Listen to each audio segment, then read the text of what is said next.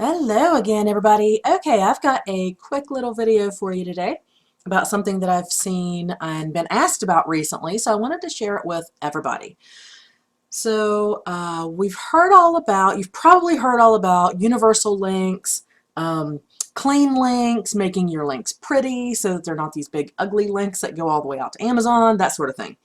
And I want to talk to you just for a minute about universal links, link shorteners like tinyurl bit.ly, and what the difference is, why it matters, etc. So first thing we're going to take a look at is tinyurl.com, and this is one you can use for any link, whether it's to your website or to a promo, if you're doing group promos, directly to a book, whatever. You can pretty much take any link, turn it into a tiny URL. You can even customize your tiny URL by giving it a specific name right here so that you can make it kind of customized, make it your own, right?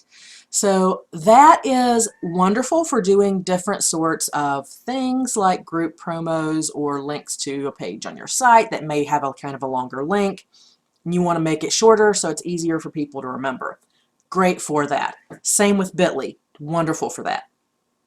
However, when we're talking about linking to your books on Amazon, you really want to use what's called a universal link, and there's many different ways you can do this. What I'm going to show you today is booklinker.net.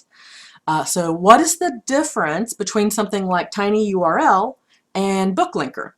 Okay, so tinyurl is going to be a link to whatever link you give it, period, right? A universal link is, for example, you're going to put your Amazon URL in here for your book, right? And that's the clean link, the one that goes, www.amazon.com/book/B, whatever your ASIN number is, right? And it ends there. You don't need that question mark ref and all the rest of it. You just want to stop at your ASIN number. So you would put your Amazon book link in here. And here's why this is important, because it creates a universal link, and this is why it matters, okay? It will cover all the stores, so all the stores that your book is available in. So for example, I'm in the US, so .com, Amazon.com is my home base, if you will, right? But what if someone in the UK wants to buy my book? They're by default going to go to amazon.co.uk. So if they go to the .com, they can't buy my book there. They need to go to the co.uk, right? Or the JP store, or the DE store, or the AU store, or the ES store, whichever one it is. The universal link automatically puts them in the right place. It puts them in the correct store on my book so that they can buy it. So basically what it does is it removes that extra step for the potential customer. It removes that barrier that would possibly stop them from buying the book, because they're going to have to then go find it on their store, etc., etc.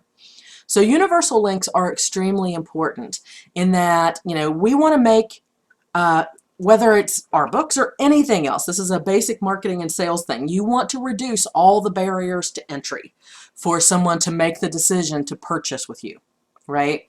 And that's basic, marketing 101, sales 101. Make the choice as easy as possible, right? So that's what the universal link does for you. Now, booklinker.net, you can do this for free for your books on Amazon, right? Just use your clean Amazon link. You're good to go. You can create as many of these as you need to.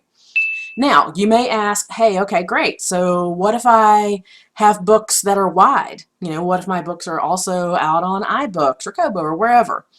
They also have an upgraded version that's called Genius Link, okay?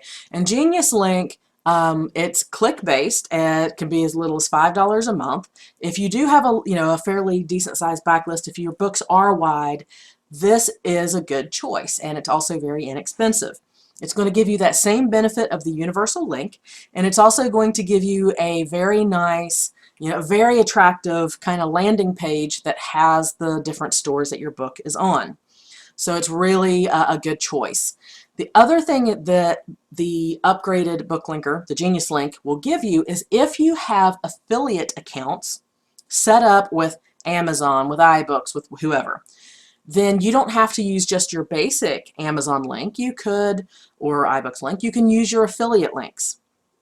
So, you're actually, using your affiliate link and affiliate accounts as well. So that's something else you can do when you upgrade to the Genius Link. So for the most part, most of us, booklinker.net is a great place to start. Most of us don't need to upgrade that, at least not for a while. So this is a great way to start using universal links to your books. Yeah, and I'm just going to sign in here real quick with mine and show you kind of what this looks like. So for example, when you create a new link, and you can also create a link to your author page here as well on Amazon, just so you know. But when you're creating a new book link, you're going to put that link in there. And let me just go to my links here and show you what some of these will look like, because you can customize the link at that point. You have several different options you can choose from. I use getbook.at. That's just the one I prefer to use. So for example, what I did is I created, for this particular book, I created the universal link is getbook.at/reader magnets. And that will take anybody to whatever country store they need to be in to get that book. For some of my fiction, it's getbook.at, some other, and I do this for customers as well. So it's not just my books. But you can do it like getbook.at/Adoraman novellas, right? And that'll take you to the series page for those books. So there's a lot you can do with this. Highly recommend it. Definitely worth doing. If you have books out on Amazon, you definitely want to be using universal links. That way you're removing that one little extra step that could be the barrier to that purchase. Hope this was helpful. See you next time.